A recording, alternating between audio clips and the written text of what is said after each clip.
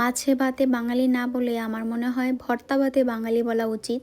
কারণ আমরা বাঙালিরা ভর্তা খেতে অনেক বেশি পছন্দ করি। তো সেদিন এক বাঙালি আপুর বাসায় বেড়াতে গিয়ে আমি চিংড়ি মাছের একটা ভর্তা খেয়েছিলাম, সেটা এত বেশি মজা হয়েছিল যার স্বাদ আমার মুখে এখনো লেগে আছে। তো আজকে খুবই খেতে ইচ্ছে করছিল, তাই ভাবলাম যে একটু বানাই আর আপনাদের কাছেও শেয়ার করি। এখানে কিছু মাঝারি সাইজের চিংড়ি মাছ আমি খোসা ছাড়িয়ে নিয়েছি, অল্প একটু পানি, লবণ আর রসুনের ফালি দিয়ে সিদ্ধ করতে বসিয়ে দিলাম। আর এদিকে কিছু শুকনো মরিচ আমি পানিতে ভিজিয়ে রাখছি। ভিজিয়ে রাখলে মরিচটা ব্লেন্ড করতে সুবিধা হয়। আর এদিকে আমার চিংড়ি মাছটাও প্রায় হয়ে গিয়েছে। পানিটা খুবই অল্প দিতে হবে যেন মাছটাও সিদ্ধ হয়ে যায় আর পানিটাও শুকিয়ে যায়। সাথে কেটে নিয়েছি পেঁয়াজ, ধনিয়া পাতা আর কাঁচামরিচ। এখন ভিজিয়ে রাখা শুকনো মরিচ আর কাঁচামরিচটা একসাথে ব্লেন্ড করে নিব। প্রথমে ব্লেন্ডারে কিন্তু মরিচ খুব একটা ভালোভাবে ব্লেন্ড হয় না, তারপর আমি ট্রাই করেছি ভালো করে ব্লেন্ড করার জন্য। প্রথমে একটুখানি ব্লেন্ড করেছি, তারপরে চিংড়ি মাছ, রসুন আর পেঁয়াজটা দিয়ে ভালো করে ব্লেন্ড করে নিব একটু সময় নিয়ে। যদিও এই ভর্তাটা পাটা পোতাতে সবচেয়ে বেশি মজা হয়, জানি ব্লেন্ডারে মজা হবে না, কারণ শিলপাটায় বানানোর স্বাদটা একটু আলাদা। তো একটু সময় নিয়ে আমি ভালো করে ব্লেন্ড করে নিয়েছি। এখন দিয়ে দিব ধনিয়া পাতা